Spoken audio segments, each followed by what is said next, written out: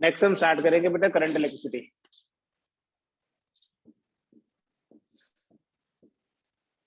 Current electricity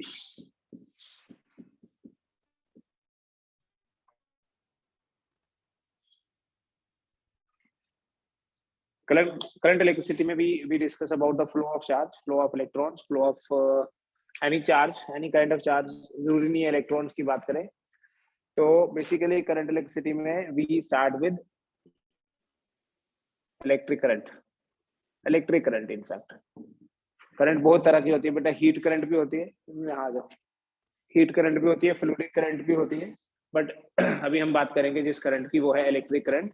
this electric current is defined as the rate of flow of charge, rate of flow of charge. ये rate of flow of charge क्या होता है बेटा? How we define this, express this rate of flow of charge? We express it as charge flowing per unit time.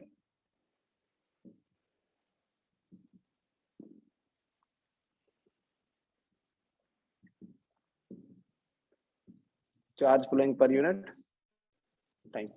So we write this I equals to Q by T, right? कभी आपको number of electrons calculate करने हैं बेटा जैसे तो Q के basis पे वो कर सकते हैं। Also this I is equal to dQ by dt.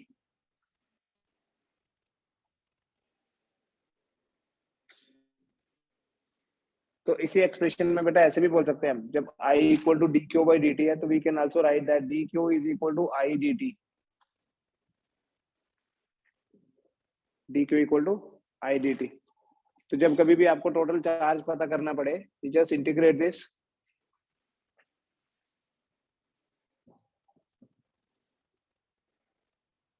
From some any value, जैसे पहले कोई चार्ज फ्लो नहीं कर रहा, बाद में क्यों फ्लो कर रहा है, किसी टाइम से लेके T1 से लेके T2 तक। चार्ज की इंटीग्रेशन करेंगे, सॉरी करंट की इंटीग्रेशन करेंगे तो चार्ज, और चार्ज की डिफरेंशिएशन करेंगे तो current.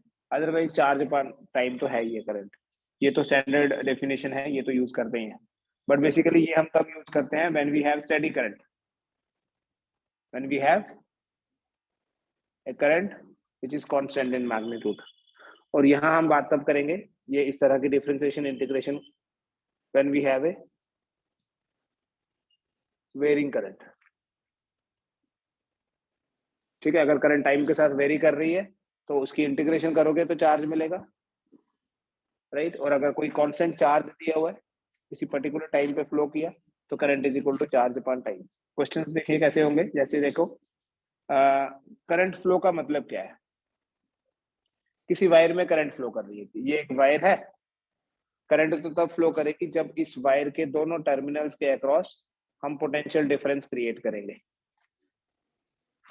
Right. This potential difference V is responsible for the flow of current. But इस वायर के अंदर क्या होगा, इलेक्ट्रॉन जो है वो ड्रिफ्ट होंगे opposite to the direction of electric field. कैसे, देखो ये पॉजिटिव है तो this side will become positive battery के कारण, नेगेटिव है तो इधर नेगेटिव हो जाएगा। इसके कारण क्या होगा बेटा, ये जो बीच वाला रीजन है, ये मेटल के अंदर यहाँ इलेक्ट्रिक फील्ड एस्टैब्लिश हो जाएगा। किसी भी चार्ज्ड कंडक्टर के अंदर इलेक्ट्रिक फील्ड नहीं होता। Inside a charge conductor there is no electric field, but किसी करंट कैरिंग कंडक्टर के अंदर इलेक्ट्रिक फील्ड होता है। याद है बेटा, अगर कोई हमारे पास कंडक्टिंग वायर है या चार्ज्ड वायर है, तो चार्ज्ड वायर का मतलब है चार्ज तो सरफेस पे ही होता है, तो इलेक्ट्रिक फील्ड तो बाहर होता है ना। Inside a charged conductor the electric field is zero, but inside a current carrying conductor the electric field is not zero. और इस इलेक्ट्रिक फील्ड के कारण क्या होता है, इलेक्ट्रॉन्स को फोर्स मिलती है और इलेक्ट्रॉन्स एक पर्टिकुलर डायरेक्शन में ड्रिफ्ट बोलते हैं, ड्रिफ्ट होना शुरू हो जाते हैं। उस वेलोसिटी को ड्रिफ्ट वेलोसिटी बोलते हैं, तब करंट फ्लो करती है। ये जो बेटा इलेक्ट्रॉन्स का ड्रिफ्ट है, ये opposite to the direction of applied field होता है, राइट। तो जब भी हमें करंट पता करनी है तो चार्ज को टाइम से कितनी देर के लिए, जैसे question can be like this, calculate number of electrons flowing in a wire per second. Calculate number of electrons flowing in a wire per second when a current of 1 ampere is flowing in it.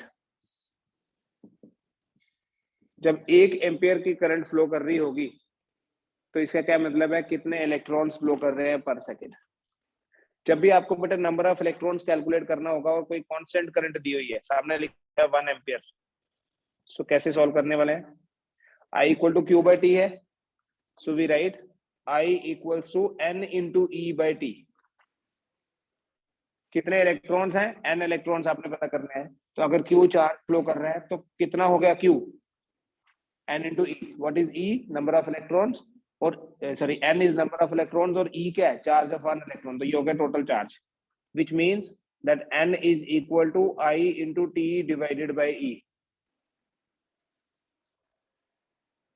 Number of electrons is equal to current into time, तो कितनी current है बेटा, 1 ampere 1 second के लिए, पर second बोला, divided by 1.6 into 10 raise पर minus 19 coulomb. तो जब आप ये एम्पियर सेकेंड और ये कूलम कैंसिल करोगे तो ये वैल्यू आपके पास आ जाएगी 6.25 इंटू 10 रेज पर 18। इसका मतलब समझना बेटा, मैथमेटिकल कैलकुलेशन तो इजी है। जब किसी वायर में 1 एम्पियर करंट फ्लो कर रही है पर सेकेंड, राइट, पर सेकेंड 1 एम्पियर करंट फ्लो कर रही है, तो इसका मतलब है इतने इलेक्ट्रॉन्स फ्लो कर रहे हैं पर सेकेंड। इसका मतलब ये है कि देखो ये करंट ऐसे जा रही है, इलेक्ट्रॉन्स तो ऐसे आ रहे हैं ना, हर 1 सेकेंड में एक एंड से 6.25 इंटू 10 रेज पर 18 इलेक्ट्रॉन्स एंटर कर रहे हैं और इतने ही इलेक्ट्रॉन्स दूसरे एंड से बाहर निकल रहे हैं। जब भी 1 एम्पियर करंट फ्लो कर रही होगी तो इसका मतलब in every 1 second 6.25 into 10 raised per 18 electrons enter and the same number of electrons leave from the other end। तो यही आपको करंट का अमाउंट अगर कुछ और दिया है, कोई टाइम कुछ और दिया है, तो आप फाइंड कर सकते हो, राइट। तो 1 एम्पियर करंट जो है that signifies 6.25 into 10 raised per 18 electrons flowing per second। if you have 1 milliampere of current, आपको पता है बेटा 1 मिली एम्पियर जो है वो 10 रेज पर माइनस 3 एम्पियर होता है। So when it is 10 raise पर minus 3 ampere, it will be 6.25 into 10 raised per 15 electrons per second।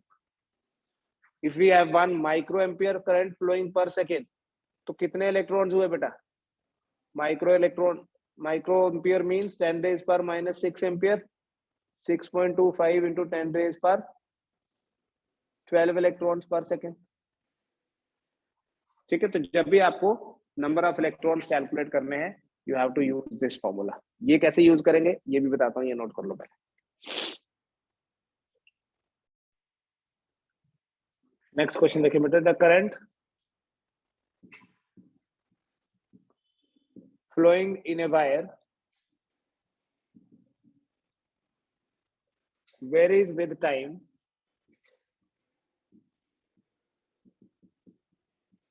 as I equals to 3 plus 2t।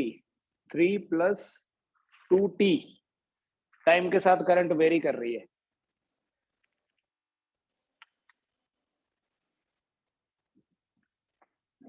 How many coulomb of charge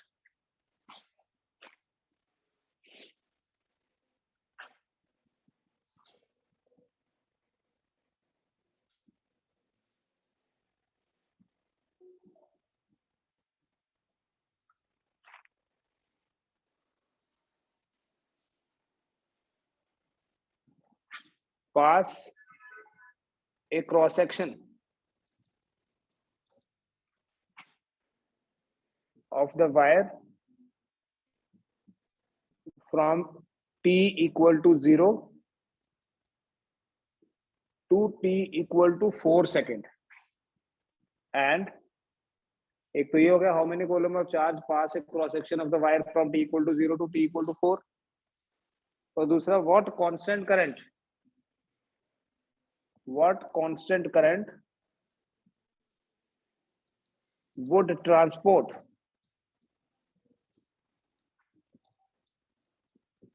the same charge during the same time.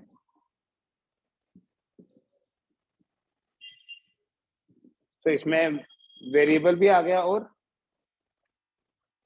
Constant वाला भी आ गया। अब देखें equation आप, I equals to 3 + 2t। इस equation को देख के आपको ये लग रहा है कि ये करंट तो टाइम के साथ वेरी कर रही है। जब t का वैल्यू 0 होगा तो I विल बी 3, t का वैल्यू 1 होगा तो 5, t का वैल्यू 2 होगा तो 7, इस तरह से।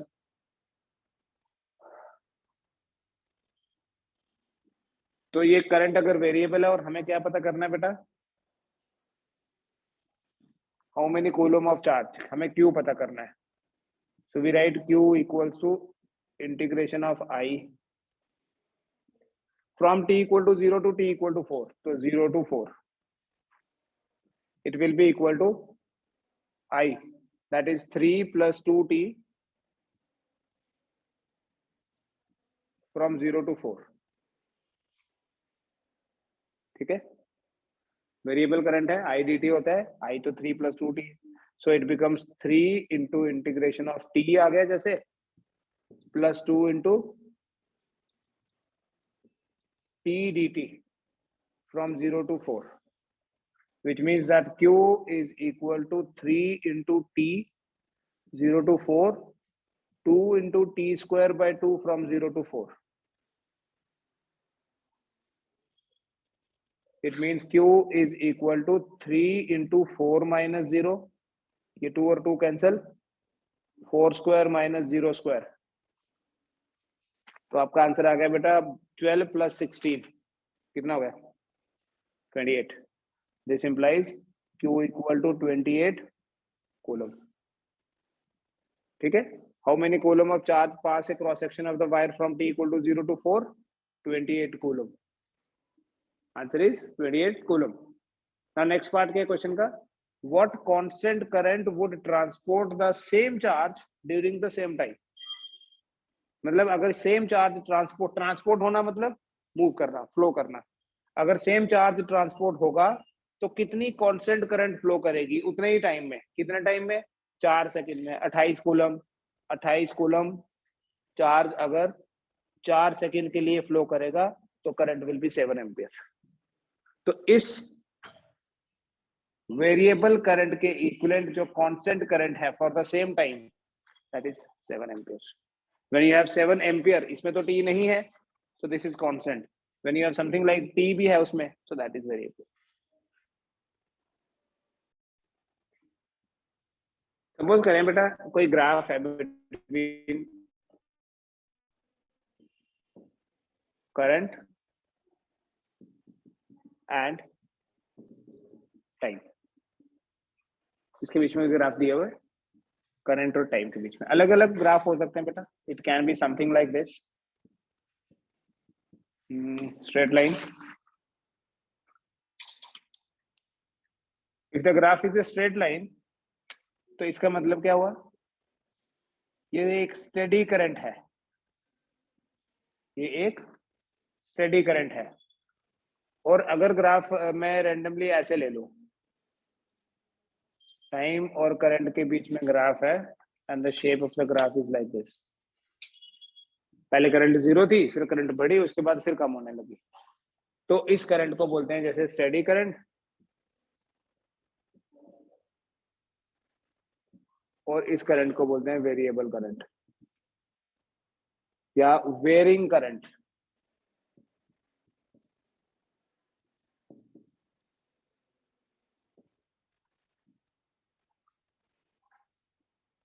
स्टेडी हो गया कांस्टेंट, वेरिंग हो गया चेंजिंग। तो बेटा अगर मैं यहां पर आपसे ये पूछूं कि ये वाला जो एरिया है,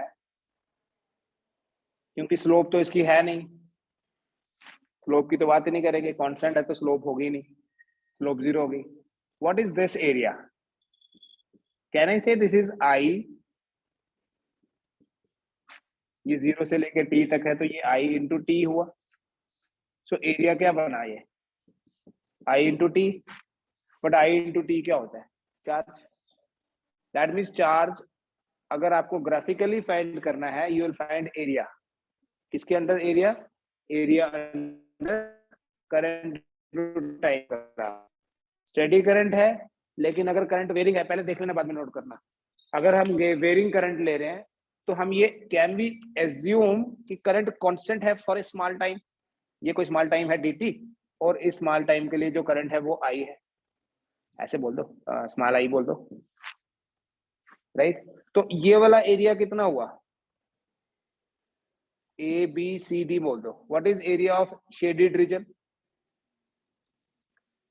Is it equal to AD into AB? Is it equal to I into DT? तो ये I into DT तो DQ होता है ना? तो ऐसे मैंने यहाँ कंसीडर किया. You could have taken it here also. बोलते जी ये भी तो हो सकता है. Yes, possible है. ये भी तो कहीं पर भी पॉसिबल है ना. तो ऐसे छोटे छोटे छोटे सारे एरियाज को ऐड करोगे तो क्या बन जाएगा? Total area. तो total area means total charge integration of d q, और that is equal to integration of I d t. जो भी लिमिट्स गिवन होंगी, 0 to t है या t1 to t2 है, will put those limits here. So एक common conclusion क्या निकलता है दोनों का? चाहे स्टेडी करंट हो चाहे वेरिंग करंट हो, the area under IT graph represents charge.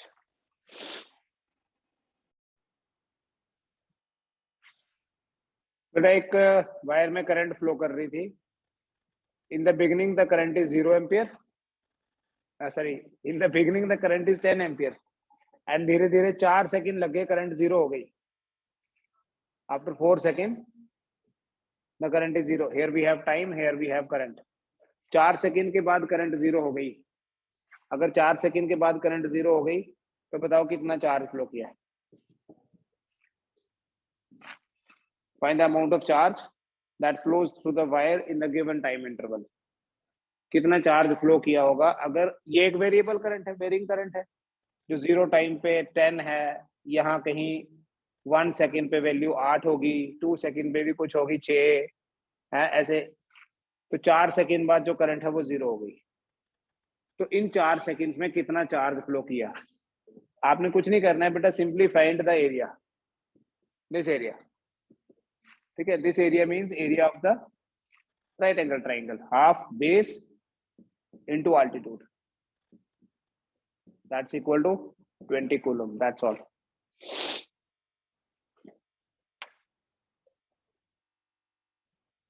ठीक है. 20 coulomb is the charge flowing through the wire पूरे 4 सेकंड में. अब देखो बेटा एक सिचुएशन और करंट को डिफाइन करने के लिए. If A particle having charge q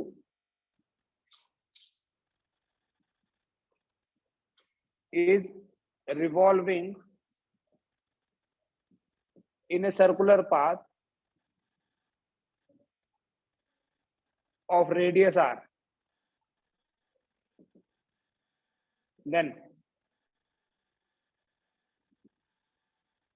current I will be equal to q divided by t. ये याद रखना, जब भी कहीं ऑर्बिटल मोशन हो रहा है, so we replace small t by capital T और बोलते हैं ये टाइम पीरियड है. What is the? It is the time period. ठीक है. कोई पार्टिकल रिवॉल्व कर रहा है in circular path of radius r, suppose with velocity v भी दिया हुआ है, ऐसे सपोज करते हैं. आगे लूंगा मैं. v is the velocity of the particle. If v is the velocity of particle and r is the radius of its orbit, then V is equal to 2 pi r by t। Circular motion में हम कैसे define करते हैं velocity को? Circumference divided by time period. ये पूरा distance travel किया divided by time period, तो t कितना हो गया बेटा? 2 pi r by v, small r capital R लिख दो, 2 pi r by v, t equal to 2 pi r by v। therefore I equals to q divided by capital T की जगह क्या लिखें? 2 pi r by v। so I equals to q into v divided by 2 pi r। Question दूंगा इसके related. कभी frequency find करनी पड़ सकती है, 1 by t फ्रीक्वेंसी होता है, सो q into न्यू भी बोल सकते हो। What is new? फ्रीक्वेंसी। इससे रिलेटेड भी क्वेश्चन दे रहा हूं एक। जैसे क्वेश्चन है बेटा, in hydrogen atom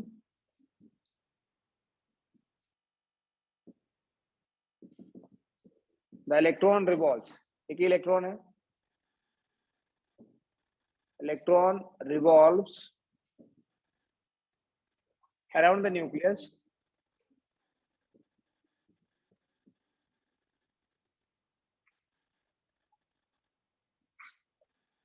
with a velocity of 2.2 into 10 raised per 6 meter per second।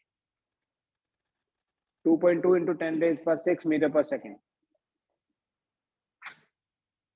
in the orbit of radius 0.53 angstrom, which is radius of first orbit of hydrogen atom। Hydrogen atom में electron revolve करता है around the nucleus with the velocity of this and the radius of the orbit is 0.53 angstrom. Calculate the equivalent current. Current जो है वो कितनी flow कर रही होगी? तो यहाँ आपको क्या चीजें दी हुई हैं पहले वो लिख लेनी है। अगर आपको फॉर्मूला नहीं भी पता, just right the parameters given. एक तो रेडियस दिया है 0.53 angstrom, which is 0.53 into 10 raised पर -10 मीटर। वेलोसिटी दे रखी बेटा 2.2 into 10 raised पर 6 मीटर पर सेकेंड, ऐसे यूनिट में आ गए।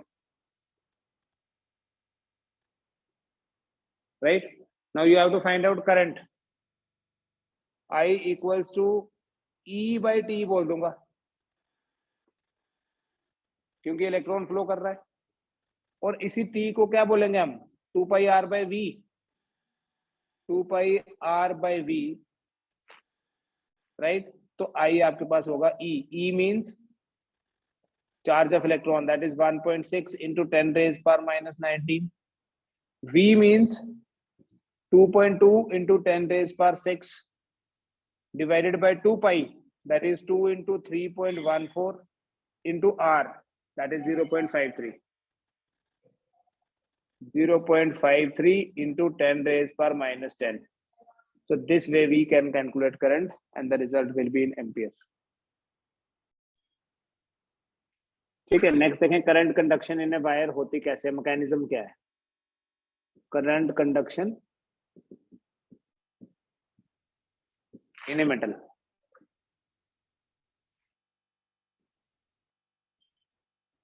बेटा अगर हमारे पास कोई मेटल की वायर है and we apply some, we do not apply any potential difference, just keep a wire। किसी भी वायर में बहुत सारे, खास करके अगर मेटल की वायर होगी,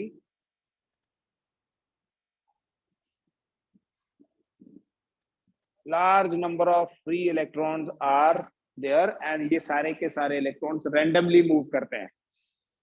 ये बिल्कुल वैसा मॉडल है जैसा कि किसी कंटेनर में गैस मॉलिक्यूल्स होते हैं। जब किसी कंटेनर में गैस मॉलिक्यूल्स होंगे तो वो गैस मॉलिक्यूल्स रैंडमली मूव करते हैं in all possible directions. So this is the same situation. Move कैसे कर रहे हैं? Because of their thermal velocities. और थर्मल वेलोसिटी कम नहीं होती है बेटा मेटल के अंदर, per metre cube, per unit volume बोल सकते हैं। In 1 meter cube there are 10 raised per 28 electrons। पर मीटर क्यूब, या बोल सकते हैं 10⁻22 इलेक्ट्रॉन्स ऑन एन एवरेज होते हैं पर centimetre cube. This is very high density, and that is why metals have very good conductivity because of the availability of this much number of electrons. अब यहाँ बनाने में हम थोड़े से बनाते हैं, बट इतने ज्यादा इलेक्ट्रॉन्स होना ये चीज कभी इंश्योर नहीं करता कि करंट फ्लो अपने आप ही करना शुरू हो जाएगी. ये सारे के सारे इलेक्ट्रॉन जो हैं ये रैंडमली मूव करते हैं in all possible directions. They collide with each other, they collide with fixed ions of the metal. क्योंकि इलेक्ट्रॉन्स नहीं, एक चार्ज्ड वायर नहीं है ये, एक करंट कैरिंग वायर है, या सिंपली एक वायर रख दी जैसे मेटल की वायर, अभी पोटेंशियल डिफरेंस नहीं लगाया, हम ये नहीं बोलेंगे ये चार्ज्ड है, ऑल्दो इसके अंदर इलेक्ट्रॉन्स हैं. बट जितने इलेक्ट्रॉन्स होते हैं ना, ये जैसे 10⁻28 इलेक्ट्रॉन्स पर मीटर क्यूब, इतने ही फिक्स्ड कर्नल्स भी हैं. Colonel's means ions, positive ions हैं जिन्होंने इलेक्ट्रॉन डोनेट किए. कोई भी एटम इलेक्ट्रॉन डोनेट करेगा, it will become positive charge. ये जो नंबर आपको दिख रहा है 10 रेज पर, दिस इज एन एस्टिमेट, 10⁻28 या 10⁻22, ये इस चीज पे बेस्ड एस्टिमेट है कि अगर मेटल के अंदर एक एटम एक इलेक्ट्रॉन भी डोनेट करता है ना, देखो इलेक्ट्रॉन, फ्री इलेक्ट्रॉन का मतलब क्या है, हमने कोई इलेक्ट्रॉन थोड़ी ना इसमें इंजेक्ट किए. फ्री इलेक्ट्रॉन का मतलब यहाँ पर ये है कि ये इलेक्ट्रॉन अपने पेरेंट एटम के ऑर्बिट से निकल चुका है. तो अगर एक एटम एक इलेक्ट्रॉन भी डोनेट करता है तो तब भी इतने इलेक्ट्रॉन्स होते हैं पर मीटर क्यूब. ज्यादा इलेक्ट्रॉन डोनेट करेगा तो ज्यादा होंगे. So when we have 10⁻28 electrons per metre cube या 10⁻, it's number is same, 22 electrons per centimetre cube, तो इतने ही फिक्स्ड कर्नल्स भी होंगे. ठीक है, फिक्स्ड आयंस भी होंगे. हम सिर्फ उनको रिप्रेजेंट इसलिए नहीं करते बिकॉज करंट कंडक्शन उनकी वजह से नहीं होने वाली इन फ्यूचर, जब भी होगी. तो इतने फिक्स्ड आयंस भी हैं जिन्होंने ये इलेक्ट्रॉन्स डोनेट किए हैं. तो जब ये इलेक्ट्रॉन्स रैंडमली मूव करते हैं in all directions, they have a thermal velocity which is not small, I told, it is of the order of 10⁵ meter per second. But this is random. ये random होती है, मतलब it is unpredictable कि अभी electron collide करके कहाँ जाने वाला है. सो जब ये रैंडम मोशन होगा, there is no current conduction. Current कब फ्लो करेगी? जब हम इस मेटल के अक्रॉस कोई पोटेंशियल डिफरेंस क्रिएट कर देंगे. और जब हम पोटेंशियल डिफरेंस क्रिएट करेंगे, पोटेंशियल डिफरेंस क्रिएट करने से इलेक्ट्रॉन की वेलोसिटी नहीं बड़ी ज्यादा बढ़ने वाली. क्योंकि अगर इलेक्ट्रॉन के ऊपर फोर्स लगेगी, हम बोले इलेक्ट्रिक फील्ड एस्टैब्लिश हो जाएगा जी, यहाँ वो इलेक्ट्रिक फील्ड एस्टैब्लिश हो जाएगा. तो कोई भी चार्ज इलेक्ट्रिक फील्ड में होता है तो हमें पता है उसके ऊपर फोर्स लगती है. तो फोर्स लगेगी तो इलेक्ट्रॉन की वेलोसिटी बढ़ जानी चाहिए. बहुत नहीं बढ़ती, थोड़ी सी बढ़ती है, ज्यादा नहीं.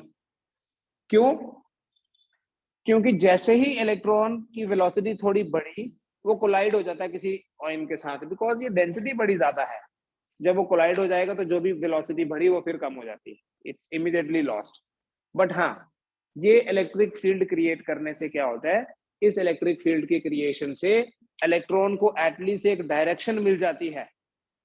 इलेक्ट्रॉन्स को एक डायरेक्शन मिल जाती है और इलेक्ट्रॉन्स जो है ये ड्रिफ्ट होने लगते हैं. ड्रिफ्ट इसलिए बोलते हैं क्योंकि अब उनको डायरेक्शन मिल गई. जैसे जैसे एक बैट्समैन बॉल को ड्रिफ्ट करता है एक पर्टिकुलर डायरेक्शन में, तो ये ड्रिफ्टिंग है. ये ड्रिफ्टिंग कहां से हुई? फोर्स की वजह से, which is E into E, small A into capital E. Right, what is capital E? जो इलेक्ट्रिक फील्ड यहाँ क्रिएट किया गया है, ये कैपिटल ई कहां से आया? पोटेंशियल डिफरेंस से. अगर इस कंडक्टर की लेंथ L है तो बेटा जो मेटल के अंदर इलेक्ट्रिक फील्ड होता है, एक चीज ये भी याद रखना, चार्ज कंडक्टर के अंदर इलेक्ट्रिक फील्ड नहीं होता है, बट किसी करंट कैरिंग कंडक्टर के अंदर इलेक्ट्रिक फील्ड होता है. This is potential gradient V/d. और यही इलेक्ट्रिक फील्ड कंपेल करता है इलेक्ट्रॉन को एक पर्टिकुलर डायरेक्शन में जाने के लिए. तो जब इलेक्ट्रॉन उस पर्टिकुलर डायरेक्शन में जाने लगेंगे, देन द करंट फ्लोज. जिस एवरेज वेलोसिटी से ये इलेक्ट्रॉन्स ड्रिफ्ट होते हैं उसे बोलते हैं बेटा ड्रिफ्ट वेलोसिटी. बट वो ड्रिफ्ट वेलोसिटी बहुत ज्यादा नहीं होती, इसके कंपैरिजन में वो बहुत ही कम है. थर्मल वेलोसिटी अभी भी है, drift velocity is additional velocity. ऐसा नहीं है कि जब हमने इलेक्ट्रिक फील्ड अप्लाई किया तो इलेक्ट्रॉन स्लो हो गया और ये वाली वेलोसिटी तो कहीं चली गई, ये वही रहेगी. इन एडिशन टू दैट उनके पास 10⁻⁻⁴ मीटर पर सेकेंड और वेलोसिटी आ जाएगी, which is called as drift velocity. So what is drift velocity? It is the additional velocity gained by the electron when the electric field is applied. But this velocity is not very high because of a large number of collisions taking place inside the metal. Although हम बनाने में picture ऐसे बनाते हैं ना कि ये flow हो रहा है जी आराम से, the picture is not so simple. ये अगर मेटल की वायर है, हमने अगर पोटेंशियल डिफरेंस लगा भी दिया ना, हम तो ऐसे इमेजिन करते हैं कि बड़े आराम से स्मूथ फ्लो हो रहा है, बट एक्चुअली एक इलेक्ट्रॉन जो है मिलियंस ऑफ कोलिजन्स हो सकता है, एक एंड से दूसरे एंड तक पहुंचने में हजारों साल लग जाएं. नंबर बहुत बड़ा है, ठीक है. लेकिन इलेक्ट्रिक फील्ड एस्टैब्लिश हो जाता है, और वही जो इलेक्ट्रिक फील्ड का एस्टैब्लिशमेंट है वो ये चीज इंश्योर करता है कि करंट फ्लो कर रही है.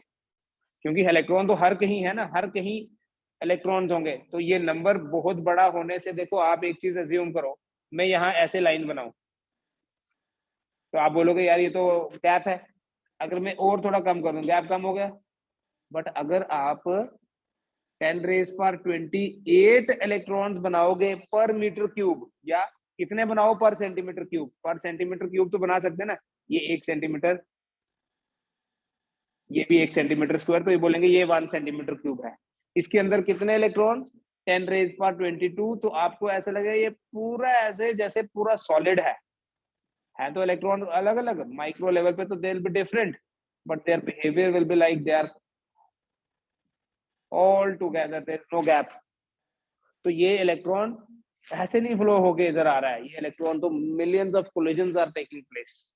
इन every collision it is losing its velocity, जो इसने फोर्स की वजह से, फिर फोर्स की वजह से गेन कर रही थी, फिर कोलाइड होता है, फिर लेकिन फोर्स लगती है, आता है दूसरी तरफ, कोलाइड होता है, तो ये प्रोसेस चलता रहता है. तो बेसिकली इलेक्ट्रिक फील्ड एकदम से एस्टैब्लिश हो जाता है. ड्रिफ्ट वेलोसिटी बहुत कम है, इसका मतलब ये नहीं है कि करंट बड़ी देर के बाद फ्लो करेगी. क्यों? क्योंकि वेलोसिटी कम है. करंट उसी टाइम फ्लो करेगी द मोमेंट सर्किट को स्विच ऑन करेंगे, क्योंकि इलेक्ट्रिक फील्ड इंस्टेंटली बिल्ड हो जाता है. और इलेक्ट्रॉन सिर्फ यहाँ मेटल की इस वायर के अंदर नहीं, हम कंसीडर इनको कर रहे हैं, there are electrons in the connecting wires also, like this, in these wires also. So these electrons ensure कि करंट एकदम से एस्टैब्लिश, करंट एकदम से फ्लो करे, क्योंकि इलेक्ट्रिक फील्ड एकदम से एस्टैब्लिश हो जाता है, जो ये चीज इंश्योर करते हैं कि करंट जो है वो फ्लो करने लगी. तो इलेक्ट्रिक फील्ड अगर नहीं लगाया, मोशन रैंडम है, उस रैंडम मोशन में करंट नहीं फ्लो करती है. और जब हम करंट फ्लो करवाते हैं तो इसका मतलब हमने पोटेंशियल डिफरेंस लगाया, इलेक्ट्रॉन्स ड्रिफ्ट होने लगे, और ये है बेटा एक्सप्रेशन फॉर ड्रिफ्ट वेलोसिटी. इस एक्सप्रेशन में ये जो आपको दिख रहा है सिंबल टाउ, टॉर्क नहीं है, it is called as average relaxation time. क्या बोलते हैं इसको? Average relaxation time. और ये एवरेज रिलैक्सेशन टाइम क्या है? It is time between two successive collisions. Time between two successive collisions, लगातार दो कोलिजन्स के बीच का जो टाइम है, उस टाइम को बोलते हैं एवरेज रिलैक्सेशन. उस टाइम को बोलते हैं relaxation time. Time between two successive collisions is called age relaxation time and the average of all. और ये वाला टाइम भी नोट रखना बेटा, जो एवरेज रिलैक्सेशन टाइम है, it is order of the order of 10⁻⁻14 second. This average relaxation time is 10⁻⁻14 second.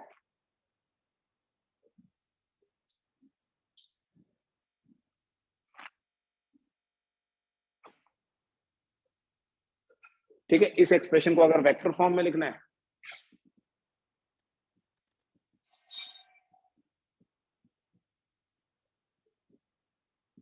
we write like this.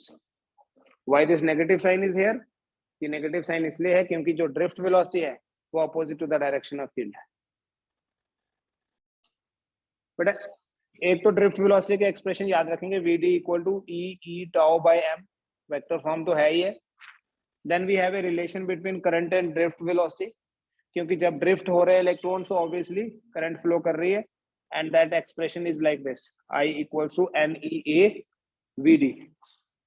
Current I equals to NEA into VD। यहां से एक चीज और नोट करेंगे, I बाय A जो है that is NEVD, I by A, और ये जो I बाय A है इसको बोलते हैं बेटा current density, we call it as current density, और रिप्रेजेंट करते हैं J से। तो याद ये भी रखेंगे आप कि J equals to NEVD।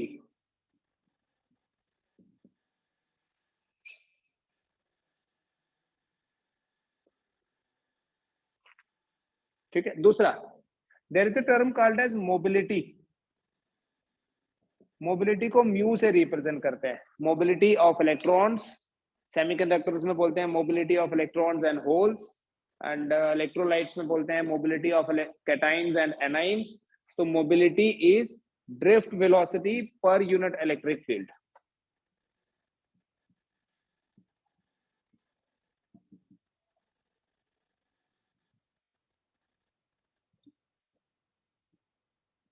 Drift velocity per unit electric field, तो we write mu equals to VD by E and is also equal to E tau by M। यहीं से देख लो। तो मोबिलिटी का जो SI यूनिट है, एक बार आ चुका है एग्जाम में इसलिए बता रहा हूँ units, metre per second divided by volt पर मीटर बिकम्स मीटर स्क्वायर पर सेकेंड पर वोल्ट।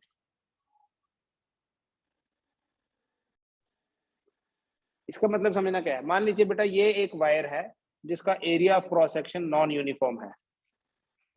अगर यहां से करंट एंटर कर रही है I, तो यहां से कितनी करंट निकलेगी I, current will be same, but क्या डिफर करेगा वो समझना।